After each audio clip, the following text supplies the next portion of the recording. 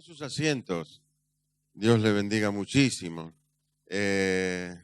Conozco a los Tigani de hace muchos años. Conocí a tu papá, a vos, a Daniel, Ruth y Marianela. 4 generaciones. 4 generaciones. Ruth todavía no. La quinta no viene. Bueno, 4 generaciones.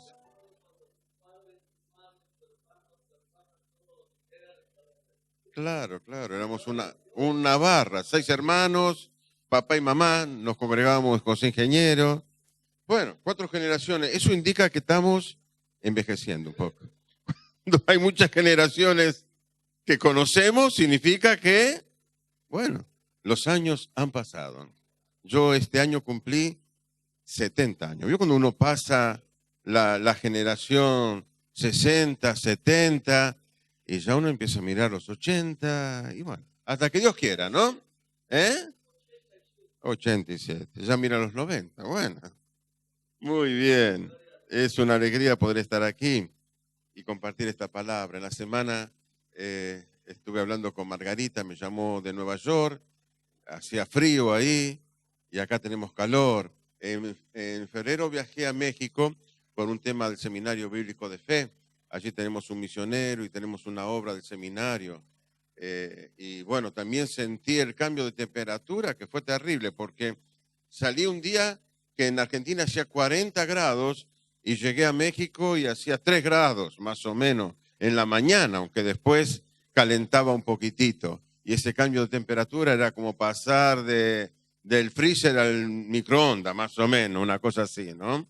Así que bueno, Daniel debe estar sufriendo lo mismo, ¿no? El invierno allí en Estados Unidos y después cuando vuelva aquí no va a encontrar tanta diferencia de temperatura. A todos nos gusta la música, ¿no? A todos. Es parte del culto cristiano.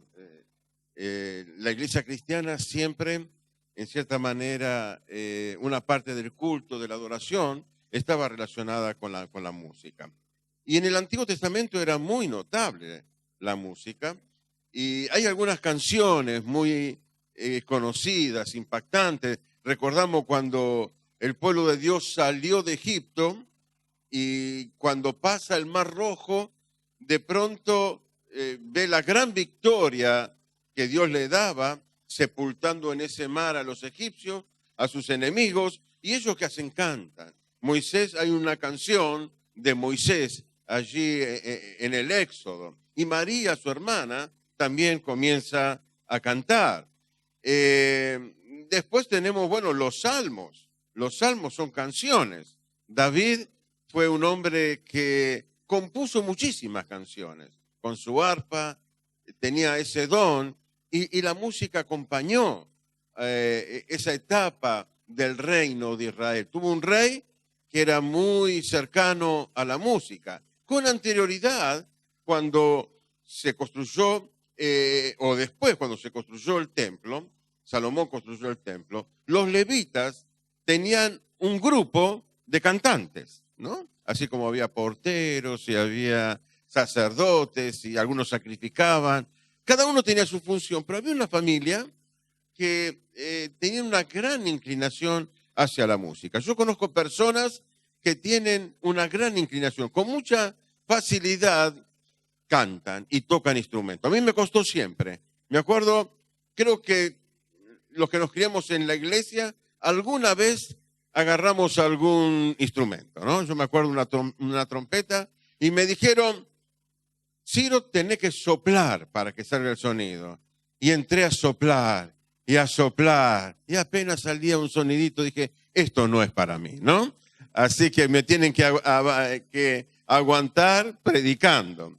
Pero bueno, hay un momento muy importante en la vida de Jesús, que fue antes de ir a la cruz, una noche. Esa noche, después de la cena, dice, salieron los discípulos, ¿y qué hicieron? Dice, cantaron el himno, ¿no? Dice allí, cantaron el himno. Después vino Getsemaní y fue traicionado y comenzó su día hacia la cruz. Pero cantaron el himno. probablemente debería haber un himno relacionado con la Pascua judía, ¿no? Pues no cantaron un himno, cantaron el himno. Y en la predicación de esta noche quiero hablar de un dúo que cantó y conmovió los cielos. Hay un dúo en la Biblia que él cantó, ellos cantaron y los cielos se conmovieron. Lo podríamos llamar un poquitito esta predicación el dúo que conmovió los cielos o el recital de Pablo y de Silas. ¿Quieren ver cómo era ese recital? ¿Cómo fue que estos dos cantaron y los cielos se conmovieron? En el libro de los Hechos tenemos allí un pasaje que nos habla de esta canción o de estos himnos que ellos cantaron, de este dúo que comenzó a alabar a Dios y los cielos se conmovieron. Va a ser un poco extensa, unos 20, un poquitito más de versículos, en el libro de los Hechos, en el capítulo 16, versículo 11.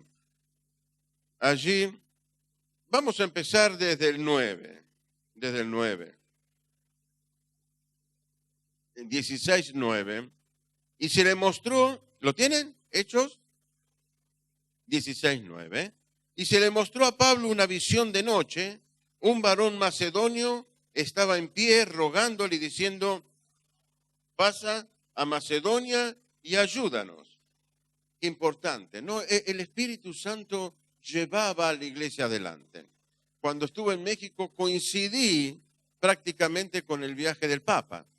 Llegamos casi el mismo día, no en el mismo avión, y nos fuimos, creo que yo salí un día después de ese, digamos, tiempo en que el Papa estuvo en México. Y recuerdo que en los diarios, en la televisión, el nombre que le daban, llegó a México el vicario de Cristo, ¿no? Era un título que ponían recurrentemente y que lo expresaban mucho. El vicario significa el representante de Cristo, ¿no? Y es uno de los títulos que tiene el Papa, el representante de Cristo en la tierra. Un error, porque la Biblia no deja ningún hombre. No le dice a Pedro, vos te quedás en mi representación.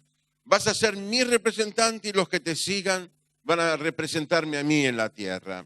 O Juan, o Felipe, o Esteban, no. Y Jesús antes de irse dijo, yo me voy y os conviene que yo me vaya, porque así os enviaré a la persona del Espíritu Santo. Y Él, el Espíritu Santo, os guiará a todas las cosas. El Espíritu Santo dirigía a la iglesia.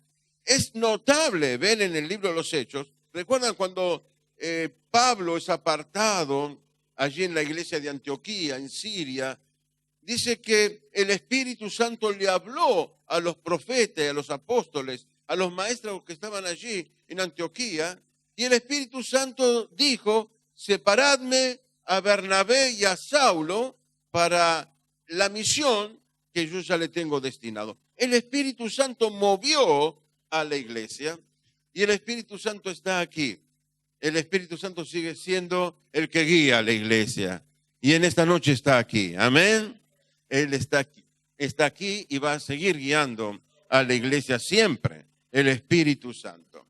Y aquí vemos que son movidos a pasar a Macedonia. Y este varón dice, pasa y ayúdanos. Cuando vio la visión, enseguida procuramos partir para Macedonia, dando por cierto que Dios nos llamaba para que les anunciásemos el Evangelio. Zarpando pues de Troas vinimos con rumbo directo a Samotracia y al día siguiente a Neápolis y de allí a Filipos, que es la primera ciudad de la provincia de Macedonia y una colonia, y tuvimos en aquella ciudad algunos días. Y un día de reposo salimos fuera de la puerta junto al río donde solía hacerse la oración y sentándonos hablamos a las mujeres que se habían reunido. Entonces, una mujer llamada Lidia, vendedora de púrpura de la ciudad de Tiatira, que adoraba a Dios, estaba oyendo y el Señor abrió el corazón de ella para que estuviese atenta a lo que Pablo decía. Y cuando fue bautizada, y su familia, nos rogó diciendo: si habéis juzgado que yo sea fiel al Señor, entrad en mi casa y posad, y nos obligó a quedarnos. Aconteció que mientras íbamos a la oración, nos salió al encuentro una muchacha que tenía espíritu de adivinación, la cual daba gran ganancia a sus amos adivinando. Esta, siguiendo a Pablo y a nosotros, daba voces diciendo: estos hombres son siervos del Dios Altísimo, quienes os anuncian el camino de salvación. Y esto lo hacía por muchos días, mas desagradando a Pablo, éste se volvió y dijo al espíritu: te mando en el nombre de Jesucristo que salgas de ella. Y salió en aquella misma hora. Pero viendo sus amos que había salido la esperanza de su ganancia, prendieron a Pablo y a Silas y los trajeron al foro ante las autoridades. Y presentándolos a los magistrados, dijeron: estos hombres, siendo judíos, alborotan nuestra ciudad y enseñan costumbre que no nos es lícito recibir ni hacer, pues somos romanos. Y se agolpó el pueblo contra ellos, y los magistrados, rasgándoles las ropas, ordenaron azotarles con varas. Después de haberles azotado mucho, los echaron en la cárcel, mandando al carcelero que los guardase con seguridad, el cual, recibido este bautismo, este mandato, los metió en el calabozo de más adentro y las aseguró los pies en el cepo. Pero a medianoche, orando, Pablo y Silas cantaban himnos a Dios y los presos los oían. Entonces sobrevino de repente un gran terremoto, de tal manera que los cimientos de la cárcel se sacudían y al instante se abrieron todas las puertas y las cadenas de todos se soltaron. Despertando el carcelero y viendo abiertas las puertas de la cárcel, sacó la espada y se iba a matar, pensando que los presos habían huido. Mas Pablo clamó a gran voz diciendo: no te hagas ningún mal, pues todos estamos aquí. Él entonces, pidiendo luz, se precipitó adentro y temblando se postró a los pies de Pablo y de Silas, y sacándolos les dijo: señores, ¿qué debo hacer para ser salvo? Ellos dijeron: cree en el Señor Jesucristo y serás salvo tú y tu casa. Y le hablaron la palabra del Señor a él y a todos los que estaban en su casa. Y él, tomándolos en aquella misma hora de noche, les lavó las heridas y enseguida se bautizó él con todos los suyos. Y llevándolos a su casa, les puso la mesa y se regocijó con toda su casa de haber creído a Dios.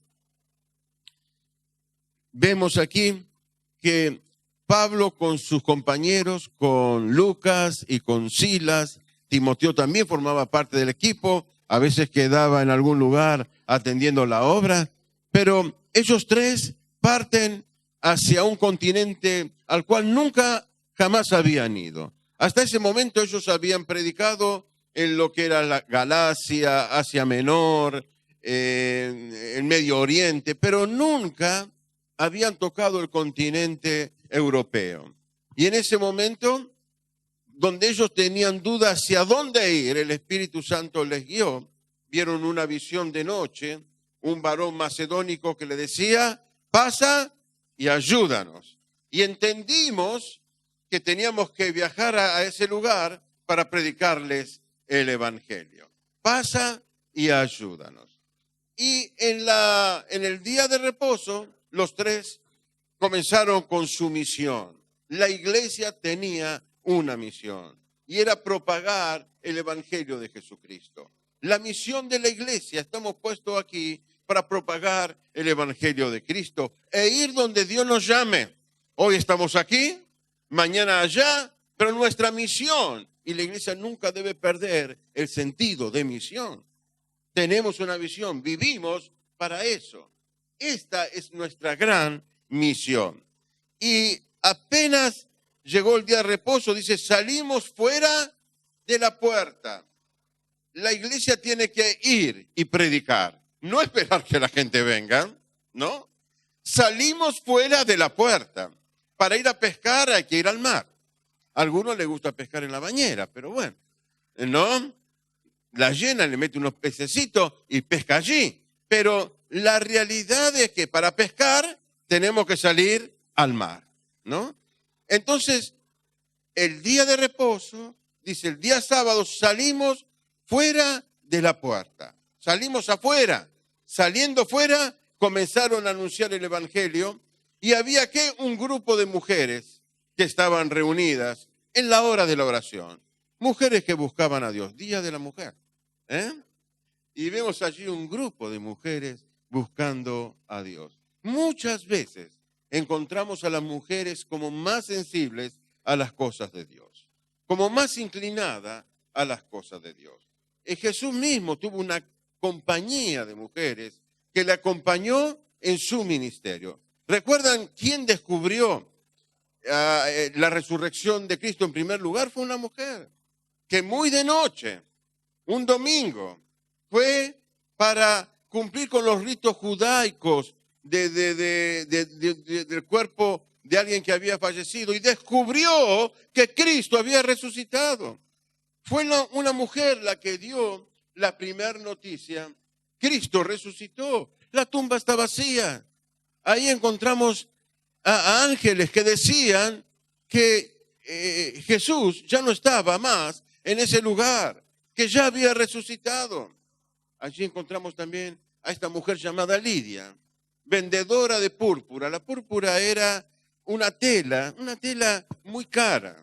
Así que probablemente esta mujer tenía una mini empresa, una microempresa que vendía y confeccionaba esa tela.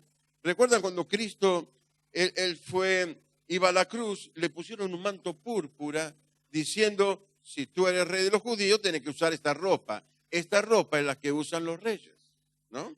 Así que esta mujer es de Tiatira.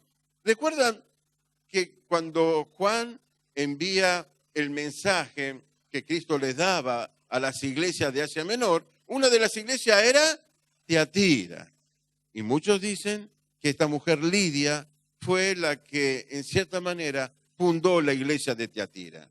Ha sucedido muchas veces que gente que recibió el evangelio en un lugar, fueron después a veces lo recibieron, nosotros somos de origen italiano.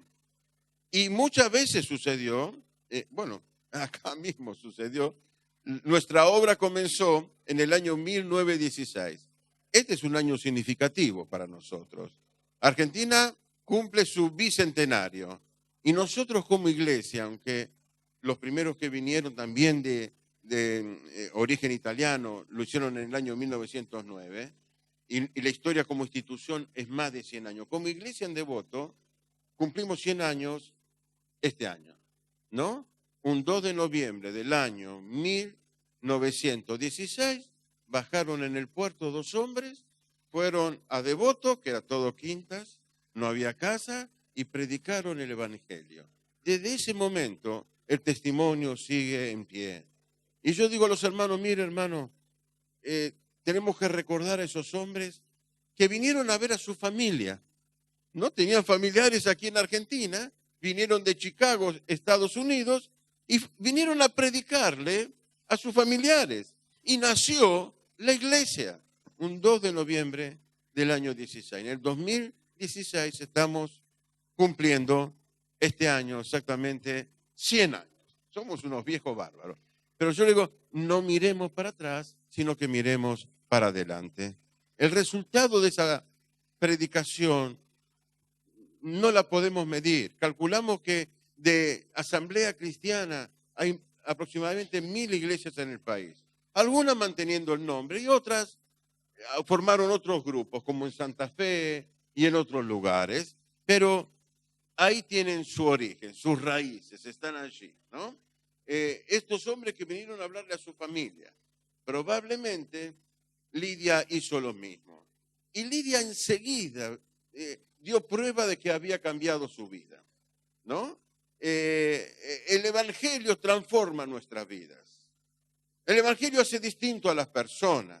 El evangelio hace que una persona egoísta, amadora de sí mismo, comience a mirar hacia afuera, comience a mirar al prójimo, comience a preocuparse por los demás, por el bienestar de los demás. El verdadero Hijo de Dios se despoja del egoísmo natural que tienen todos los seres humanos y empieza a pensar en los demás, en cómo puedo ayudar a mi hermano, al que está sufriendo, al que está en problemas. Y Lidia enseguida demostró que había nacido de nuevo. Dice que nos invitó a su casa. Dice, por favor, vengan a mi casa. Parece una tontera, ¿no? Pero mostraba su espíritu, que algo había cambiado. Y es interesante la palabra que dice, nos obligó. Pues Pablo le habrá dicho, y Lucas y Silas, no, está bien, Lidia, nosotros vamos a ir a algún otro lugar. Y ella nos obligó. Eso era la iglesia primitiva, sobresalía porque ayudaba, porque eran hospedadores, porque trataban de bendecir.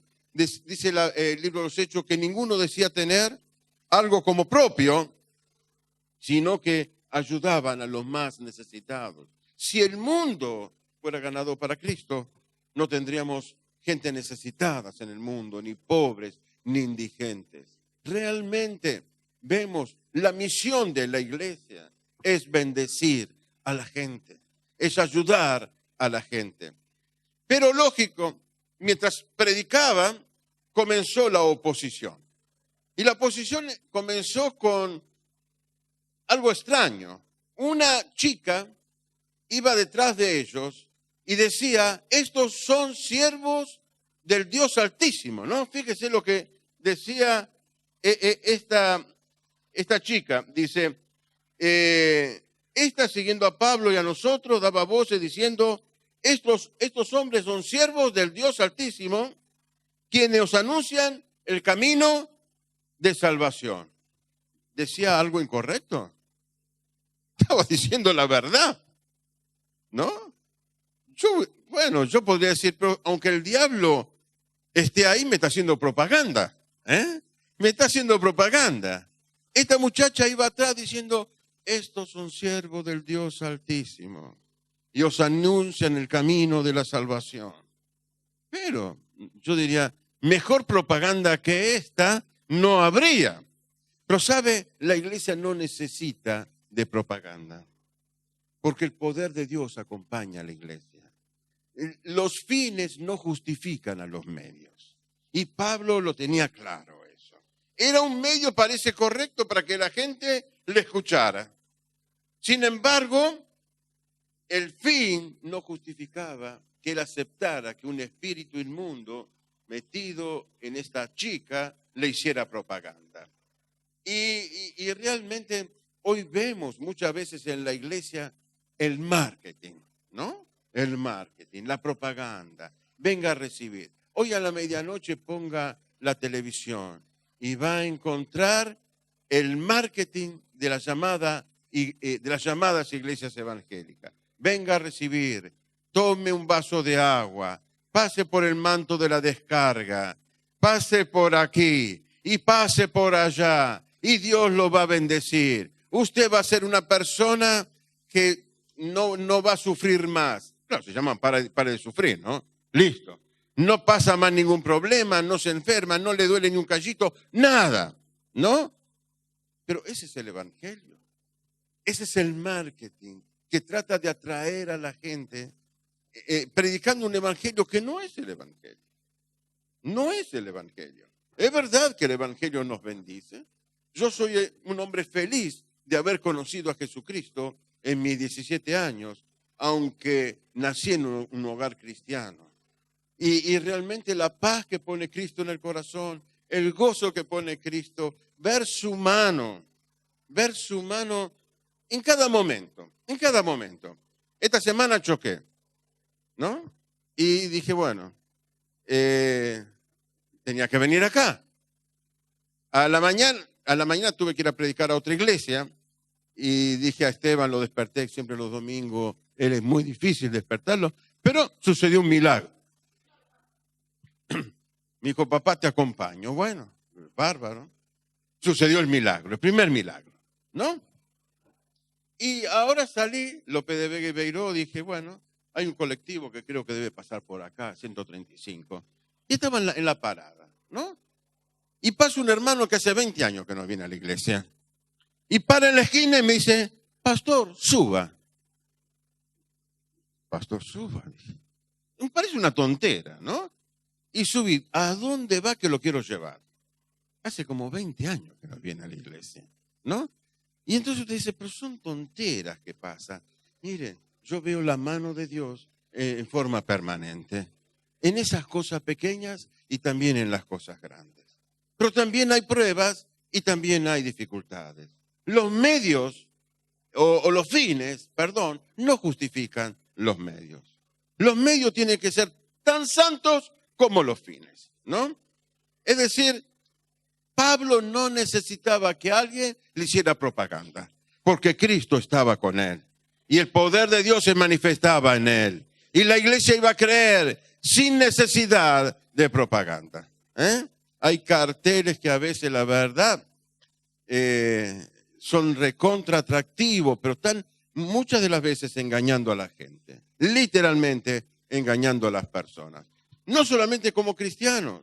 En México fuimos un momento a recorrer el Zócalo, es como la Plaza de Mayo, ¿no? Lo llaman el Zócalo. Y claro, estaba el Papa allí. Y había una iglesia que dice, aquí damos las indulgencias. Esta es una iglesia que da las indulgencias para el año de la misericordia. Estaba cerrada. Le dije al pastor que me acompañaba, che, tenemos que venir a conseguir un año de misericordia, conseguimos, ¿no? Solamente con ir y pasar por esa puerta. No es así, no es así. Dios no responde a formas, ni a métodos, ni a fetichismo. Dios responde a vidas. ¿Puede decir amén? Y Pablo no resistió más, echó fuera ese demonio y allí comenzó el conflicto. Porque los amos que tenían a esta mujer ganaban. Esta mujer adivinaba y ganaba. Hay espíritus de adivinación. Hay algunos que, bueno, son chantas, como decimos, ¿no? La gente muy inclinada a ver el horóscopo, ¿no? A ver qué me va a pasar hoy. Y bueno, generalmente el horóscopo dice, hoy va a ser un día soleado, pero por la duda puede llegar a llover, salga con el paraguas, ¿no? Siempre te dice algo, si no la pega por un lado, la pega por el otro. Pero realmente entró el conflicto. El cristianismo trae conflictos. El evangelio era una contracultura. Y cuando la Biblia dice esto era una colonia, era como si fuera un territorio romano, ¿no? Dice, nosotros somos romanos. Y vienen estos judíos y predican cosas que van en contra de nuestra cultura. Va en contra de nuestras costumbres. Va en contra de lo que pensamos. Estos judíos que llegaron están predicando algo que va a contramano de lo que nosotros creemos y servimos y hacemos. Mire, si usted lee la historia de la iglesia, en los primeros 300 años, fue una iglesia perseguida. ¿Sabe por qué era perseguida? ¿Por qué se los llevaban a los cristianos y los tiraban en un circo para que los animales los mataran o los quemaban vivos? Porque ellos iban en contra de la corriente. ¿Y cuál era la corriente? La idolatría. Ídolos por todas partes. Cuando Pablo fue a predicar a Éfeso, había un gran templo y se adoraba en ese templo a una diosa llamada Diana. Y cuando Pablo predicó, enseñaba que esos dioses no hablan, no escuchan, no caminan ni hacen nada. ¿Qué pasó? La gente que se convertía dejó de comprar los templos de Diana. Y se vino el negocio abajo. Cuando se vino el negocio abajo, empezó la oposición y la persecución a los cristianos. Cuando nosotros le tocamos algo o decimos algo contrario a lo que es la cultura normal del mundo, bueno, la gente se va a molestar. Una vez hablé con un político, era el tiempo que se trataba la ley del casamiento igualitario. Y yo le dije, hablando con este hombre, un grupo de pastores, él me decía, mire pastor, nosotros vamos hacia donde va la cultura. Si hoy es normal esto, nosotros legislamos lo que es normal para la gente, ¿no? Hoy se habla del aborto, si es normal el aborto, hay 500.000 abortos en Argentina, vamos a legislar para el aborto. Si la gente toda se droga, vamos a hacer algo para que sea legal. Y bueno, con esa idea, ¿no? Todo hacia donde va la gente, nosotros vamos a legislar para ese lado. Literalmente.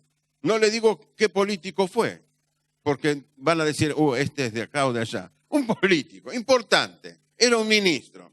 Y yo le dije, esa es nuestra diferencia con ustedes. Para nosotros la palabra de Dios es invariable. Lo blanco es blanco y lo negro es negro. La palabra de Dios me enseña que yo me tengo que casar, amar a mi esposa y serle fiel.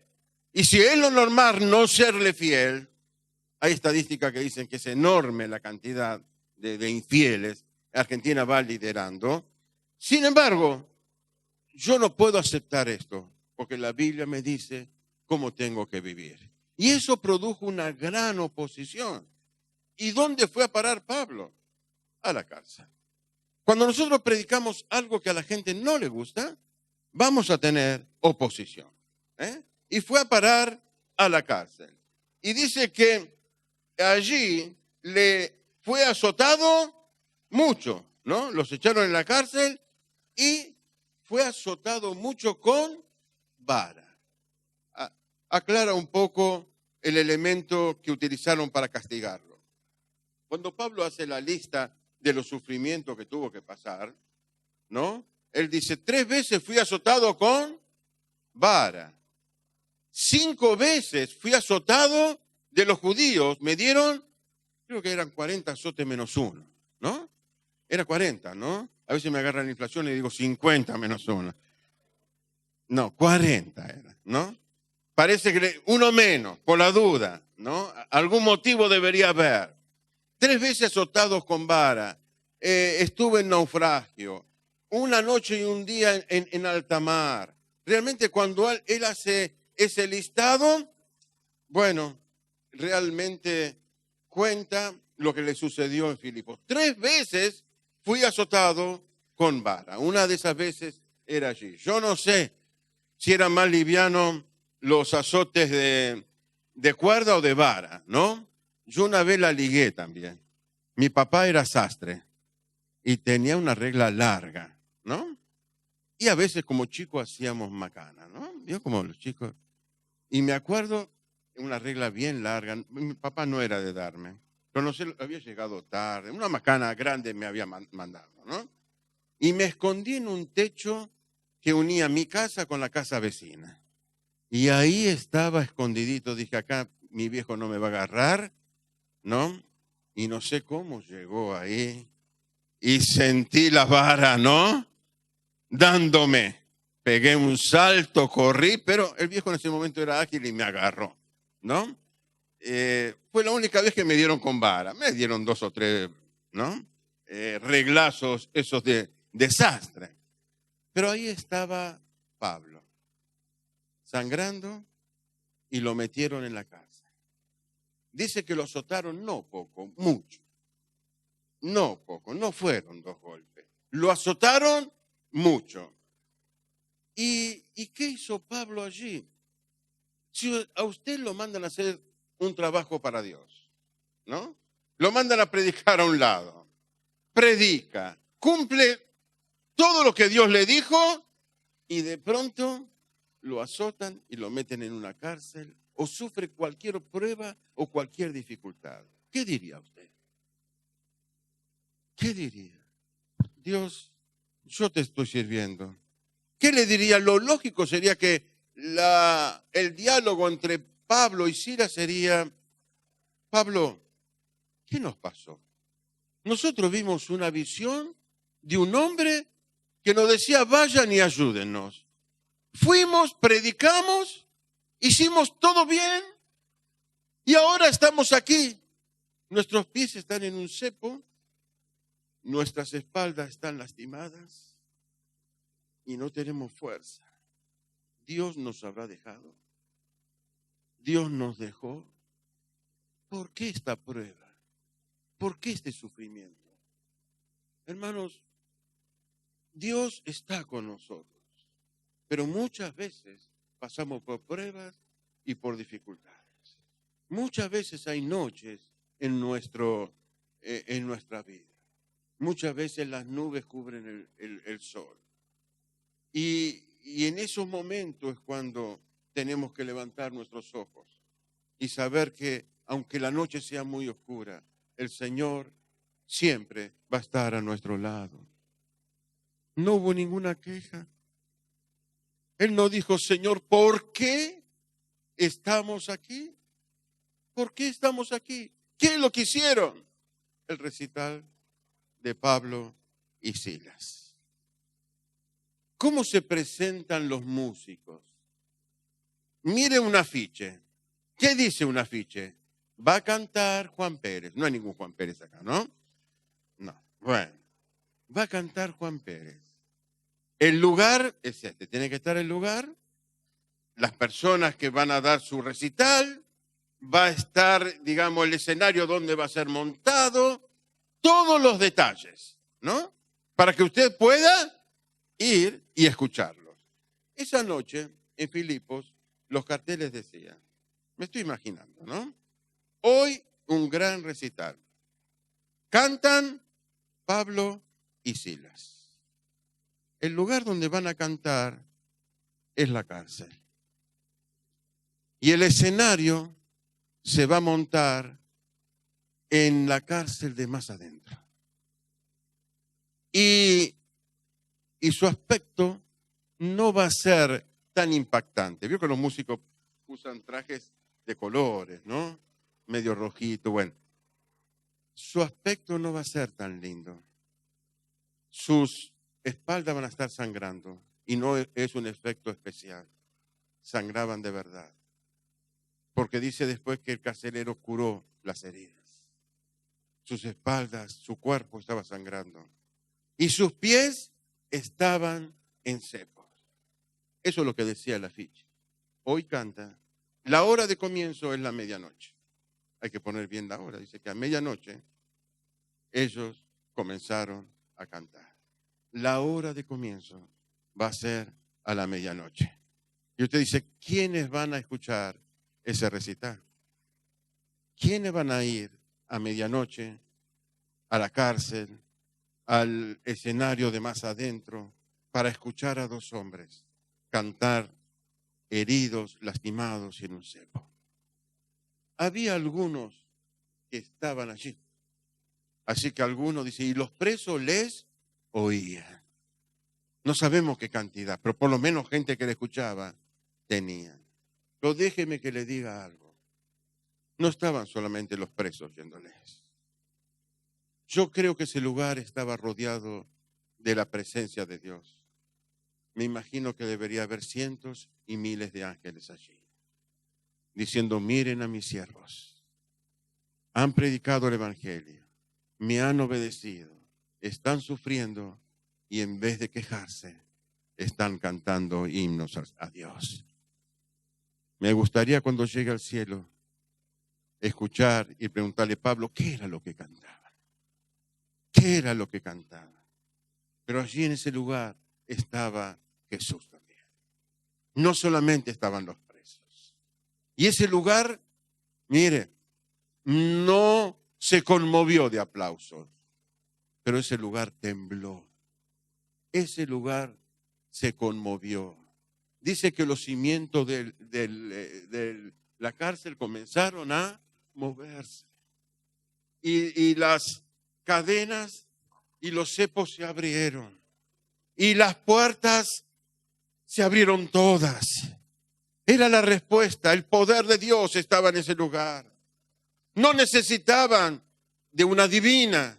El poder de Dios acompañaba a la iglesia. El poder de Dios es lo que va a transformar a la gente. El poder de Dios es lo que la iglesia necesita en este tiempo. ¿Puedo decir amén?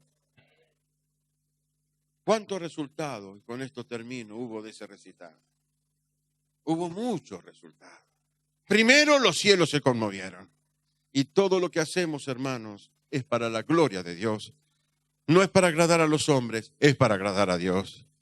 si predico, si enseño, si canto, si barro, todo es para la honra y para la gloria de Dios. ¿Puede decir amén? Hermanos, no hacemos las cosas para recibir aplausos y para ser reconocidos. Estamos aquí para cumplir con una misión. Y los cielos se conmovieron. El lugar tembló. El otro resultado fue un hombre, el carcelero, cuando vio eso, cuando vio las puertas abiertas, era muy de noche, quizás, no sé si había poca luz, él dijo, se fueron todos, y tomó una espada para matarse.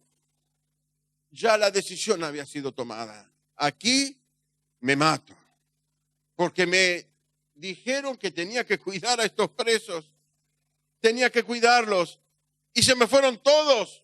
Ese hombre estuvo así de morir, pero el evangelio estaba llegando a la vida de este hombre también. Otro gran resultado del recital de Pablo y de Silas. Otro gran resultado. Ese hombre pasó de muerte a vida. Literalmente pasó de muerte a vida. Y su vida fue transformada. Creyó él, creyó su casa. Realmente este recital produjo un gran efecto en mucha gente. Ese hombre, algo que hizo enseguida fue comenzar a curar las heridas. No sé si él fue el que castigó, pero ahora era otro hombre. Y ese otro hombre estaba dispuesto a curar heridas. Hermanos, de toda esta historia aprendemos algunas cosas. Y yo rescato 3 cosas importantes y con esto termino. Una es la misión de la iglesia. La misión de la iglesia es ir donde Dios nos llame y predicar las buenas nuevas a este mundo. Argentina necesita que la iglesia salga afuera. Amén. Que la iglesia salga afuera. ¿Y cómo hacemos? A mi vecino, a mi amigo, a mi compañero, a mi compañera de trabajo, a ellos le predico. Salir afuera, tener el fervor de predicarle el evangelio. Salir afuera. 2, hermano, aunque haya pruebas y dificultades en la vida, no es algo extraño. Las pruebas y dificultades son parte de la vida cristiana. Y es en los momentos de pruebas y dificultades cuando nuestra fe se debe levantar. ¿Para qué necesitamos fe si todo va bien?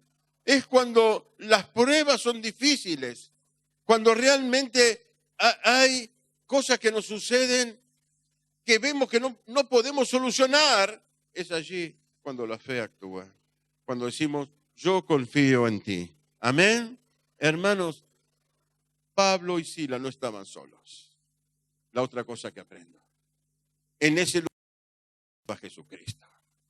Y hay una promesa. Si yo cumplo mi parte, y mi parte es predicar el evangelio, mi parte es curar heridas. Enseguida el carcelero curó heridas. Era un cristiano. Y el cristiano cura heridas.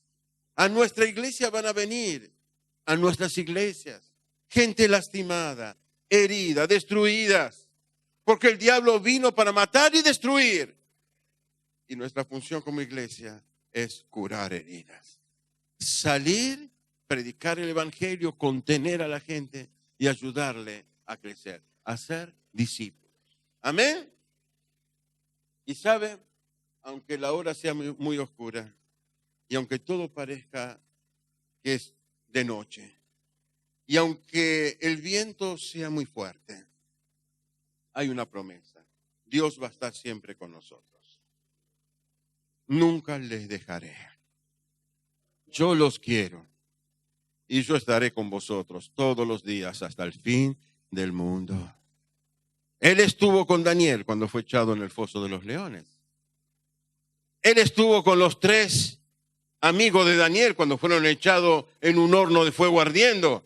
Y Nabucodonosor cuando miró dijo, yo eché a 3, pero veo 4. Y el 4 es semejante al Hijo de los dioses. Allí estaba Jesucristo también. Jesucristo va a acompañarnos siempre. Jesucristo va a estar a nuestro lado. Hermanos, retomemos ánimo y vayamos adelante. Salgamos fuera. Prediquemos el Evangelio. Curemos heridas. Y el Señor va a estar a nuestro lado. Los cielos se conmovieron. Aún a pesar de las pruebas y dificultades, esos hombres dijeron, nosotros seguimos alabando a Dios. Seguimos adorando a Dios y seguimos sirviendo a Dios. Aleluya. Diga gloria a Dios. Gloria a Dios. Que Dios le bendiga muchísimo.